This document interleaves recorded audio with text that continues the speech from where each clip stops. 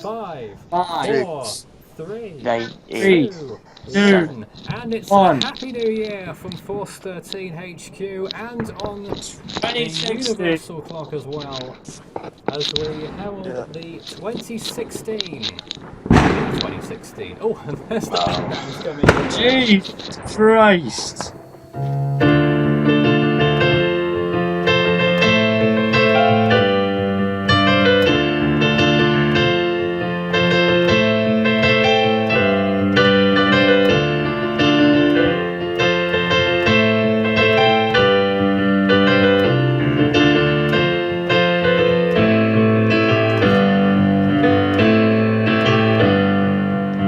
So it's update 1 on subtropical storm Alex, which has formed in the Atlantic in January, the first time this has happened in the area for 38 years.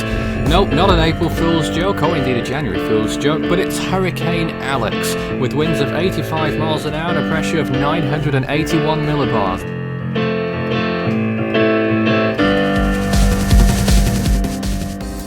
Followed at the end of the month by Cyclone Stan, which made landfall in Western Australia.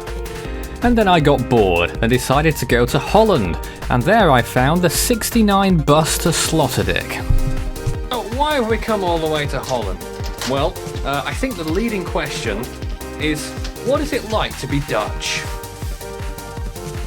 Actually, I think it is. Now it's time for trivia. You ready for this? I might be. What is the most popular pet in Amsterdam?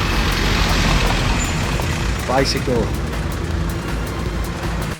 And then that weird thing in the South Indian Ocean formed Cyclone Emmerwood, which eventually sort of did a loop around itself.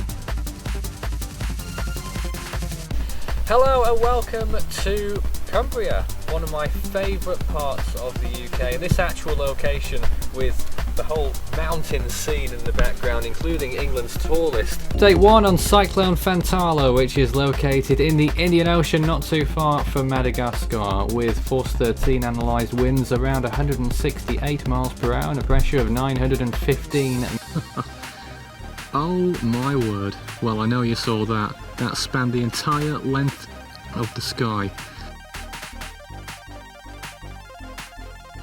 Update 1 on Cyclone 1B, which is located off the eastern coast of India, and especially the Chittagong area could receive tropical storm force conditions, or worse should the storm be stronger.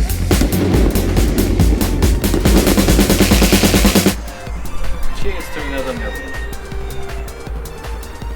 And you look further south, look at this, 34, maybe even 35 Celsius, quite possible in central and parts of Worcestershire in particular.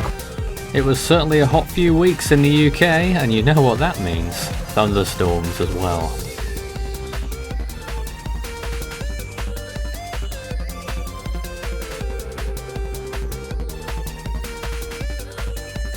Meanwhile, in the tropics, the Atlantic warmed up with Tropical Storms Bonnie and supposed Tropical Storm Colin, but there's a lot of debate over that one, it has to be said. Well, look at it. Meanwhile, in the Eastern Pacific, well, it was a jolly good time over there, with them having many storms occurring over the course of July.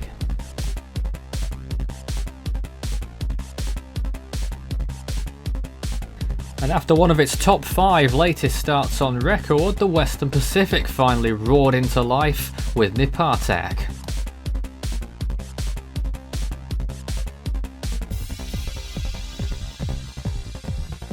And to get our own taste of the tropics, in early August, Force 13 went to Mexico. Tropical Storm Earl is on the way. Is it going to come here? That I'm not sure about. Possibly not. But just 50 miles that way, we have a hurricane watch in effect further south near Tulum and onto Belize.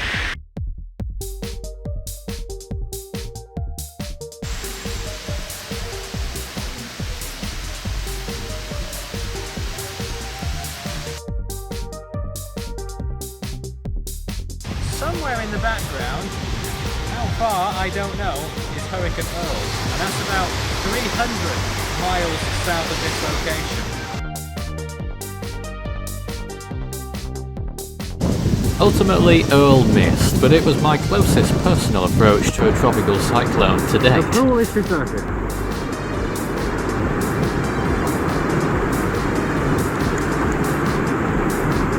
And then the Western Pacific became one big sloppy mess, with storms forming everywhere but none of them managing to become strong until later. Meanwhile, Tropical Storm Fiona did its best to exist in the Atlantic, and it was then followed by Gaston.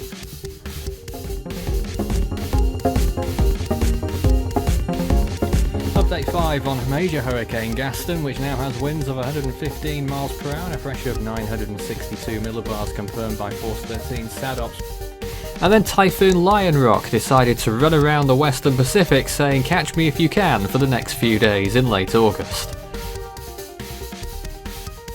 And at the end of the month, the Eastern Pacific tried to restate its former glory by having 2 major hurricanes active at the same time. Not quite the feat that it managed to commit at the same time in 2015, when there were 3 majors active in the Eastern Pacific. And then, after waiting a week to decide whether it would form or not, Hermine eventually did get its name and became a hurricane before making landfall in Florida.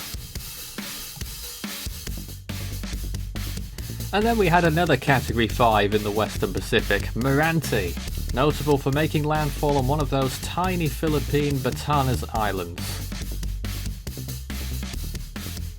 And then one that slipped under the radar, a subtropical storm that formed in the Bay of Biscay and made landfall in the Iberian Peninsula. And then Force 13's SEWS system, the Storm Early Warning Service, started to put out advisories on a new tropical disturbance in the central Atlantic in late September. And I think we all know what it's going to do next. It of course became Hurricane Matthew, a Category 5 in the Caribbean Sea, which then moved off towards the northwest as a Category 4 and affected the United States, and we know the rest. But Matthew was a massive thing for Force 13, in particular because of our coverage that we did on the storm in both English and Spanish, and we also did 104 consecutive hours of live coverage on the storm. Obviously, we're committed to providing a service, and we did it to a new level with this storm, and we hope to do it again if the situation arises in the future, of course. And before you could catch your breath, Hurricane Nicole spawned another surprise, a Category 4 approaching Bermuda, and 2 major hurricanes in a row in the Atlantic in October, would you believe? Of course, Nicole passed extremely close to Bermuda and caused a few issues there, but overall not too bad as it started to weaken just as it was passing the island. Typhoon Meggy also passed us by, not quite living up to 2010's expectations, but it was soon followed by Typhoon Haima, which became the next Category 5 in the Western Pacific. And then we had a subtropical storm in the Mediterranean. Whatever next? And then finishing off the Atlantic season, but just before the end of the official season bounds, we had Otto. There it is, Category 3 landfall as we say it is. Whether you disagree or not, that's another matter, but we certainly think it was a Category 3 intensity at landfall before it moved into the Eastern Pacific, one of the southerlymost storms to do so. And then of course our staple feature of the year, Hurricane Week 2016, came into play at the end of the month, and we certainly hope it was a very enjoyable occasion. The whole week-long project featuring a hell of a lot of work, particularly given everything else that was going on in the storm world this year that we had to compete with also. And Hurricane Week went with the public and the experts panel with the top 100 storms. Patricia won the public vote, Katrina won the experts panel vote.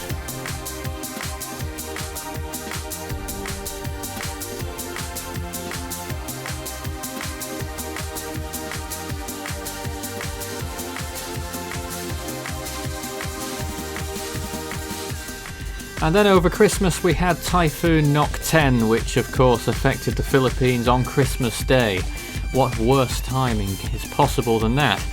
But funny enough, it didn't really look like it deserved the name Nok 10, rather Nok 9, as it would appear on these satellite images. Is that not very convincing? Well, how about maybe it's the future of humanity? I see the eye's gone a little bit lower down on the face. Maybe we're going to be evolving into pigeons or something. Nonetheless, Nok 10 at Category 5 intensity before landfall was certainly one not to be reckoned with and affected the Philippines significantly over the Christmas period. And that's pretty much it for the Western Pacific, and they'd be thankful for that. The final thing of note was Cyclone Events and its minus 100 Celsius cloud tops at one point, whilst it was being horribly sheared in the late part of December. Yvette did hold on for a few days before dissipating as it approached the coast of Western Australia. With the sun setting on another year, 2016, it's been a good one. The best one we've ever had here at Force 13, and we hope for even better next year in 2017. But it can't be done without your support. We always welcome your input into what direction we go next in terms of Force 13, but certainly one thing is for sure, whenever a big storm threatens your backyard, we'll be there to talk about it.